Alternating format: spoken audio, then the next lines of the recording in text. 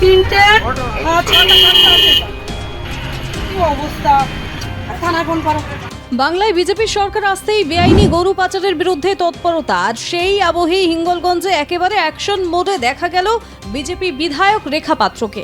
শাড়ির আঁচল সামলে নিজেই রাস্তায় নেমে আটক করলেন গরু বোঝাই গাড়ি।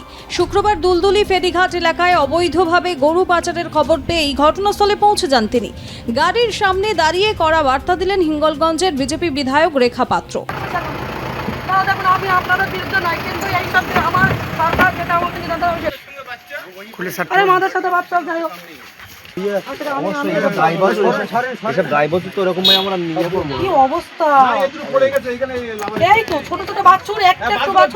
তারপর নিজের হাতে গাড়ি আজকে গরুগুলিকে নামিয়ে এনে রাস্তার ধারে গাছের ছায়ায় বেঁধে রাখেন। মুহূর্তের মধ্যেই সেই সব ছবি ছড়িয়ে পড়ে সোশ্যাল মিডিয়ায়। 3 বছর 4 বছরের বাছুর এগুলো, 4 বছর 5 বছর এরকম হয়েছে। সব ছোট ছোট গরু ক বছর পর হয়েছে। এটাও তো মানে একদিন তো হয়নি, বগনা তো এটা। বরুণাটে যাবো আমি, কি আবার পুরো বাজার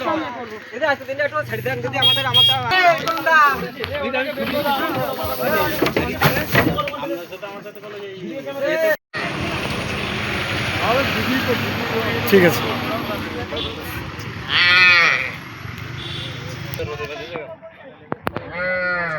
রেখা পাত্রের দাবি, বেআইনি গরু ব্যবসার বিরুদ্ধে কড়া অবস্থান নেওয়ার নির্দেশ দিয়েছেন মুখ্যমন্ত্রী শুভেন্দু অধিকারী। তার কথায় 14 বছরের নিচের গরু কেনাবেচা করা যাবে না বলে জানানো হয়েছে, অথচ যেগুলি নিয়ে যাওয়া হচ্ছিল সেগুলি ছোট, অর্থাৎ সরকারি নির্দেশ মানা হচ্ছে না। তাই গরুগুলিকে আটকানো হয়েছে এবং পুলিশকে খবর দেওয়া হয়েছে। আর দেখুন, এখানে আমাদের বিধানসভার আমাদের মুখ্যমন্ত্রী শুভেন্দু অধিকারী মহাশয় যে নিদান দিয়েছিলেন, 14 বছরের নিচে কোনো গরু কেউ বিক্রয় করতে পারবে না এবং কেউ যে কিনবেন সেও কিনতেও পারবেন না, আর কিনলেও তার সার্টিফিকেট লাগবে এবং সেই সার্টিফিকেট অনুযায়ী তার 14 বছর হওয়া চাই। এখানে দেখো ছোটো ছোটো 6 মাসের বাছুর, 5 মাসের বাছুর পর্যন্ত আছে, 3 বছরের বাছুর আছে, 2 বছরের বাছুর আছে। এগুলো কি তাহলে এখানে সরকারকে মানে না? তাহলে বলুন যে তৃণমূল সরকার কি এখানে কিভাবে সরকার চালিয়ে গেছেন, কিভাবে মানুষের আপনি কি আটকেলেন এখন? অবশ্যই গরু এখানেই যে ছাড়তে হবে। গরু আমি ছেড়ে দেবো। প্রশাসনে কি খবর দিয়েছেন আপনি? অবশ্যই প্রশাসনকে খবর দেওয়া হয়েছে। ঘটনার খবর পেয়ে দ্রুত ঘটনাস্থলে পৌঁছয় হিঙ্গলগঞ্জ থানার পুলিশ। গরু বোঝাই ট্রাকটির নথিপত্র খতিয়ে দেখা হচ্ছে, কোথায় পাচার হচ্ছিল তা নিয়েও তদন্ত শুরু করেছে পুলিশ। এই ঘটনাকে ঘিরে রাজনৈতিক তরজা তুঙ্গে। 26 লোকসভা নির্বাচনে সন্দেশখালীকে হাতিয়ার করেই বাংলায় রাজনৈতিক জমি শক্ত করার চেষ্টা করেছিল বিজেপি। সেই সময় প্রতিবাদী মুখ হিসেবে উঠে এসেছিলেন রেখা পাত্র। তাকে সামনে রেখেই বসিরহাটে রাজনৈতিক সমীকরণ সাজাতে চেয়েছিল গেরুয়া শিবির। যদিও শেষ পর্যন্ত সেই অঙ্ক সফল হয়নি, তবে 26 বিধানসভা নির্বাচনে কেন্দ্র বদলে হিঙ্গলগঞ্জে প্রার্থী করা হয় রেখা পাত্রকে এবং সেখান থেকেই জয়ী হয়ে বিধায়ক হন তিনি। আর এবার সেই বিধায়ককেই দেখা গেল একেবারে মাঠে নেমে অ্যাকশন মোডে। কয়েকদিন আগেই পশু বলি এবং ধর্মীয় কারণে পশু হত্যা নিয়ে নতুন নির্দেশিকা জারি করেছে রাজ্য সরকার। গরু, মোষ বা বাছুর বলির ক্ষেত্রে একাধিক শর্ত আরোপ করা হয়েছে। পাশাপাশি বেআইনি গরু হাট এবং পাচার রুখতে নজরদারি বাড়ানোর নির্দেশ দেওয়া হয়েছে প্রশাসনের তরফে। সেই আবহেই হিঙ্গলগঞ্জের এই ঘটনা নতুন করে রাজনৈতিক এবং প্রশাসনিক বার্তা দিল বলেই মনে করছে অনেকেই। রাজনীতির মঞ্চে রেখা পাত্রকে ঘিরে বিতর্ক, সমালোচনা কিংবা সমর্থনের অভাব নেই, কিন্তু শুক্রবারের ছবিতে তিনি যেন শুধুই এক জনপ্রতিনিধি নন, বরং মাঠে নেমে কাজ করা বিধায়ক হিসেবেই ধরা দিলেন। আর সেই কারণেই হয়তো মেঠো পথের ধুলো মেখে প্রতিবাদী চরিত্র হয়ে ওঠা রেখা পাত্র বুঝিয়ে দিলেন বিধায়ক হিসেবে ঠান্ডা ঘরে নয়, মাঠে ময়দানে চষে বেড়াবেন তিনি। এই রায় মানুষের রায় হতে পারে না। কাউন্টিং এর দিন যেভাবে একতরফা লুট করেছে, যেই ভোটে ইভিএম হয়েছে আর কাউন্টিং টেবিলে যে ইভিএম আনা হয়েছে, দুটো সিরিয়াল নাম্বার ম্যাচ করছে না। কেন্দ্রীয় বাহিনীকে ডেকে তৃণমূলের এজেন্টদের মেরে বের করে দেওয়া হচ্ছে। যারা লুট করে ক্ষমতায় এসছে, যারা মানুষের ম্যান্ডেটকে ম্যানিপুলেট করে ক্ষমতায় এসছে, তারা ক্ষমতায় বেশি দিন টিকবে না। রাজ্যে পালাবদলের ঝোড়ো হওয়ায় তৃণমূলের অপ্রত্যাশিত হারের পর অবশেষে মৌন ভঙ্গ করলেন দলের সর্বভারতীয় সাধারণ সম্পাদক অভিষেক বন্দ্যোপাধ্যায়। সোশ্যাল মিডিয়ায় দলীয় কর্মীদের উদ্দেশ্যে দেওয়া বার্তায় তিনি সরাসরি অভিযোগ তুলেছেন যে মানুষের রায় নয়, বরং গণনা কেন্দ্রে কেন্দ্রীয় বাহিনীকে ব্যবহার করে ভোট লুট করেছে বিজেপি। হার মানলেও এই ফলকে কোনোভাবেই নৈতিক পরাজয় হিসেবে মানতে নারাজ ডায়মন্ড হারবারের সাংসদ। তার সাফ কথা, 100-র বেশি আসনে তৃণমূলের জয় ছিনিয়ে নেওয়া হয়েছে। হারের পর তৃণমূল কর্মীদের মনে যে হতাশা তৈরি হয়েছিল তা কাটাতে অভিষেক বলেন, 4 মে গণনার দিন তৃণমূলের প্রার্থী ও এজেন্টদের ঘাড় ধাক্কা দিয়ে বার করে দেওয়া হয়েছিল। কেন্দ্রীয় সরকারি কর্মচারীরাই কার্যত গণনা নিয়ন্ত্রণ করেছেন। ইভিএমে কিভাবে 90% ওপর চার্জ থাকলো সেই নিয়েও ভিডিও বার্তায় সন্দেহ প্রকাশ করেন অভিষেক বন্দ্যোপাধ্যায়। এই অবিচারের বিরুদ্ধে সুপ্রিম কোর্টের দ্বারস্থ হওয়ার হুঁশিয়ারিও দিয়েছেন তিনি। এবং আমি বিশ্বাস করি যেভাবে এই লুট করা দেখেছি, এই নির্বাচনে বিজেপি কাউন্টিংয়ের দিনে যেভাবে লুট হয়েছে, আমরা বিশ্বাস করি যে এই রায় মানুষের রায় হতে পারে না। মানুষ আমাদের যা রায় দেবে আমরা মাথা পেতে নেব, আমাদের কোনো অসুবিধা নেই। সে 80 হতে পারে, সে 8 হতে পারে, সে 10 হতে পারে, সে 50 হতে পারে, সে 100 হতে পারে, সে 200 হতে পারে। কিন্তু 100-র বেশি আসনে কাউন্টিংয়ের দিন যেভাবে একতরফা লুট করেছে কেন্দ্রীয় বাহিনীকে ব্যবহার করে, আমরা নিশ্চিতভাবে আগামী দিন বিচার ব্যবস্থার কাছে বিচার চাইব। আমরা ইতিমধ্যে দাবি করেছি কাউন্টিং সেন্টারগুলোর ফুটেজ রিলিজ করা হোক।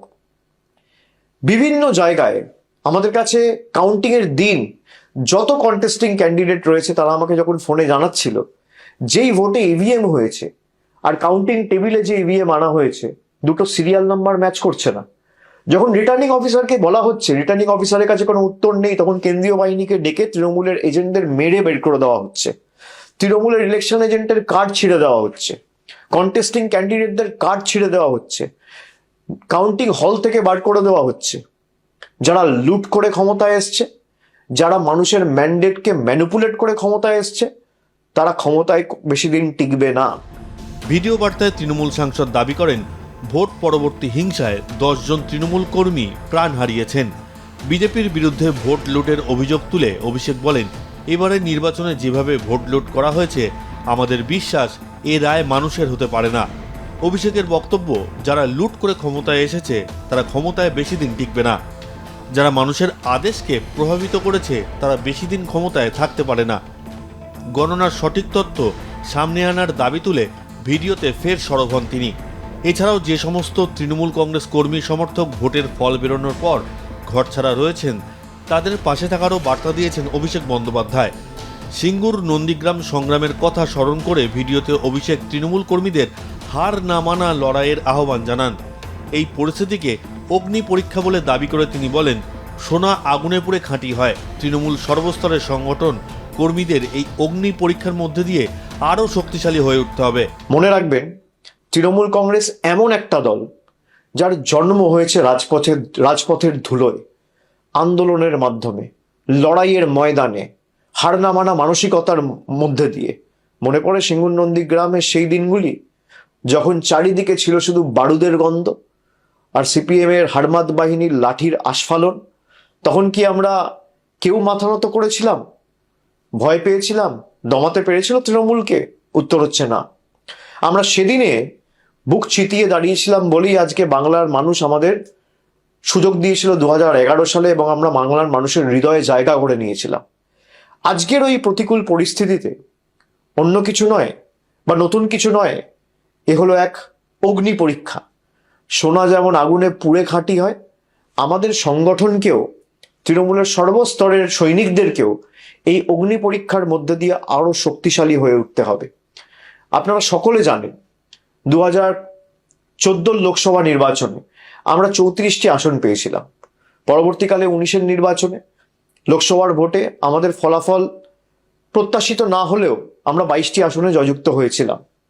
তারপরের যে নির্বাচন 2024 সালে, সেখানে আমরা প্রায় 29টি আসন পেয়েছিলাম।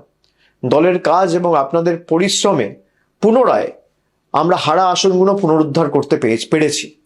2021 সালে পশ্চিমবঙ্গ বিধানসভা নির্বাচনে আমরা প্রায় 215টি আসনে জয়যুক্ত করে হয়েছিলাম বা জয়লাভ করেছিলাম। মানুষ গণতান্ত্রিক রায় দিয়ে তৃণমূল কংগ্রেসের প্রার্থীদের সর্বত্র জিতিয়েছিল। বৃহস্পতিবারই ভোট পরবর্তী হিংসার অভিযোগে কলকাতা হাইকোর্টের দ্বারস্থ হন তৃণমূল নেত্রী মমতা বন্দ্যোপাধ্যায়। ভিডিও বার্তায় তৃণমূল কর্মীদের একজোট হয়ে লড়াইয়ের বার্তা দিয়ে অভিষেক বলেন, নতুন করে দলীয় কার্যালয়গুলি পুনরুদ্ধার করতে হবে। বিজেপির অত্যাচারের বিরুদ্ধে তৃণমূল কর্মীদের প্রতিবাদের ডাক দেন তিনি।